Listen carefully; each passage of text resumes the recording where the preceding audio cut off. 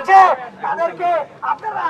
গণ অভ্যুত্থানের মুখে দেশ ছাড়ার 6 দিন পর মুখ খুলেছেন সাবেক প্রধানমন্ত্রী শেখ হাসিনা। রোববার ভারতীয় গণমাধ্যমের বরাত দিয়ে এমন খবর প্রকাশ করে দেশের প্রায় সব গণমাধ্যমই। এই খবর নজরে এসেছে শেখ হাসিনার ছেলে সজীব ওয়াজেদ জয়ের। এরপরই তিনি টুইটারে এ নিয়ে স্ট্যাটাস দিয়েছেন।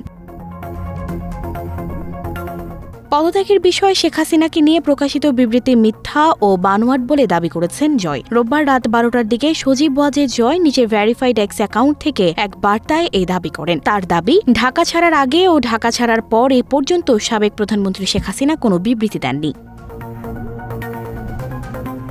সংবাদ মাধ্যমে যা প্রকাশিত হয়েছে তা ভুয়া। মায়ের সঙ্গে কথা বলে তিনি বিষয়টি নিশ্চিত হয়ে এক্সে স্ট্যাটাস দিয়েছেন। জয় লিখেন, তার মায়ের পদত্যাগের বিষয়ে একটি বিবৃতি এক সংবাদপত্রে প্রকাশ করা হয়েছে যা পুরোপুরি মিথ্যে ও বানোয়াট। এর আগে ভারতীয় গণমাধ্যম ইকোনমিক্স টাইমসে শেখ হাসিনার বক্তব্য নিয়ে একটি সংবাদ প্রকাশ করে। এতে বলা হয়, শেখ হাসিনাকে ক্ষমতা থেকে নামানোর পেছনে যুক্তরাষ্ট্র দায়ী। বিশেষ করে বঙ্গোপসাগর এবং সেন্ট মার্টিনকে কেন্দ্র করে যুক্তরাষ্ট্রের আবদার না মানায় এই পরিণতি হয়েছে শেখ হাসিনার।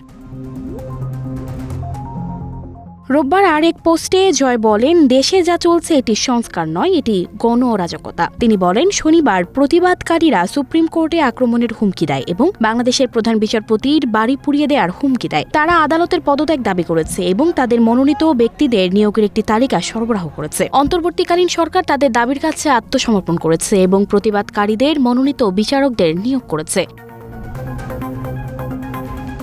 ছাত্র জনতার গণঅভ্যুত্থানে গত 5 আগস্ট শেখ হাসিনা প্রধানমন্ত্রীর পদ থেকে পদত্যাগ করে ভারতে চলে যান। সর্বশেষ খবর অনুযায়ী তিনি ভারতে অবস্থান করছেন এবং দীর্ঘ সময় তার সেখানে থাকার সম্ভাবনা রয়েছে। সঞ্জিদা রহমান, প্রবাস খবর।